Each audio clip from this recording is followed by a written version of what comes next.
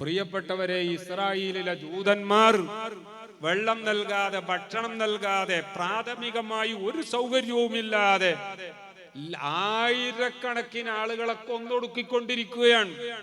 നമ്മുടെ പത്രങ്ങളിൽ 67,000 എന്നാണ് എങ്കിൽ ഇന്ന് ഞാൻ ശ്രദ്ധിച്ച മറ്റു ചില ഇന്റർനാഷണൽ ന്യൂസ് ഏജൻസികൾ റിപ്പോർട്ട് ചെയ്യുന്നത് 67,000 എന്നല്ല, 76,000-ത്തിലും അധികം ആളുകൾ കൊല്ലം ചെയ്യപ്പെട്ടു.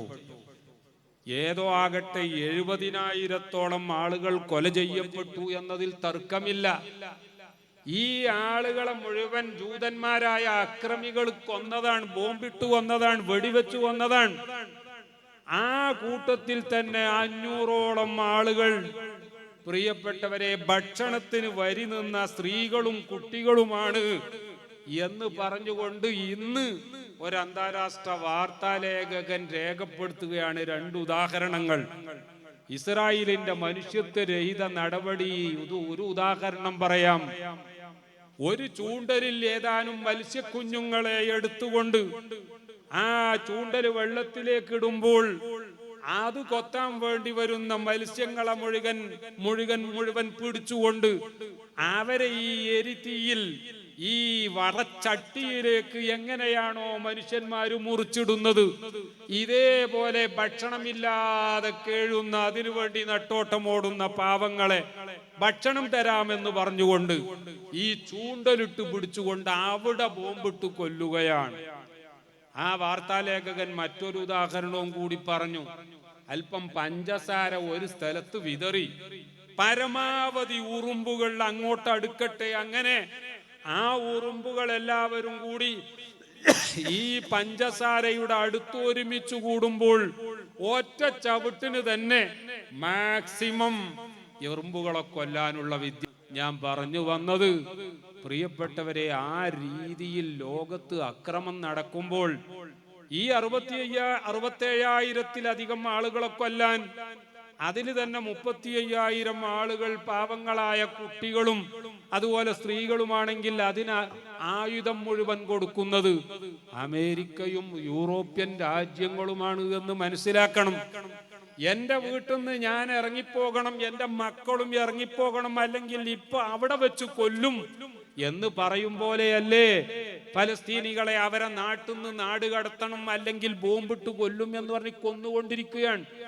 യുദ്ധം തുടങ്ങിയിട്ട് എന്നേക്ക് ശരാശരി ഒരു ദിവസം 100 ആളുകളെ വീതം അവർ കൊന്നൊടുക്കിക്കൊണ്ടിരിക്കുകയാണ്. ലോക ചരിത്രത്തിൽ തന്നെ തുല്യതയില്ലാത്ത അക്രമം. പ്രിയപ്പെട്ടവരെ, ഇതൊക്കെ നടക്കുന്ന ഒരു ലോകത്ത് ചെറിയൊരു സമാധാനം നമുക്കുള്ളത് എന്തുകൊണ്ടാണ് എന്നറിയോ? യൂറോപ്പിലടക്കം കുറെയൊക്കെ മനുഷ്യ സ്നേഹികള് ഉണർന്നു വരികയാണ്. ഈ അനീതിക്കെതിരെ, അക്രമങ്ങൾക്കെതിരെ ശബ്ദിക്കാൻ തന്നെയെങ്കിലും അൽഹംദുലില്ലാഹ് കുറെ ആളുകളൊക്കെ തയ്യാറായിട്ടുണ്ട്. ട്രംപിന്റെ പദ്ധതിയിൽ ഫലസ്തീനികൾക്ക് രാഷ്ട്രം കൊടുക്കും എന്ന് പറയുന്നില്ല. ഈ 70,000 ആളുകളെ കൊന്നവർക്കെതിരെ നടപടി സ്വീകരിക്കും എന്ന് പറയുന്നില്ല. യുദ്ധം എന്ന് നിർത്തും എന്ന് പറയുന്നില്ല. അതുപോലെ തന്നെ ഈ ഇസ്രായേലി ബന്ദികളെ മുഴുവൻ വിട്ടയച്ചാൽ ഒരു കാരണവശാലും ഇനി രണ്ടാമത് അക്രമം നടത്തുകയില്ല എന്ന് പറയുന്നില്ല.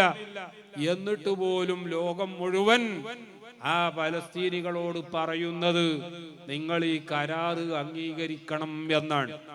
ഈജിപ്തിലെ ഷർമുഷൈഖ് എന്ന് പറയുന്ന സമ്മർ റിസോർട്ടിൽ ചർച്ച നടന്നുകൊണ്ടിരിക്കുകയാണ്.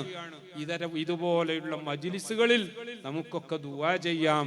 അർഹമുർ റഹീമായ അല്ലാഹ്, ആ പാവങ്ങളായ ഫലസ്തീനികൾക്ക് നീ ഒരു രക്ഷയുടെ മാർഗം നൽകണേ അല്ലാഹ്. അക്രമികളെ നീ നശിപ്പിക്കണേ അല്ലാഹ്. അക്രമികൾ എത്ര വലിയ ശക്തികളാണെങ്കിലും നിനക്ക് അവരെ നശിപ്പിക്കാൻ ഒരു പ്രയാസവുമില്ല. അവരുടെ അക്രമം നീ അവസാനിപ്പിക്കണേ അല്ലാഹ്. ഇനി ഒരിക്കലും അക്രമം ചെയ്യാൻ മുതിരാത്ത രീതിയിലുള്ള ഒരു പാഠം അവരെ നീ പഠിപ്പിക്കണേ റഹ്മാനെ.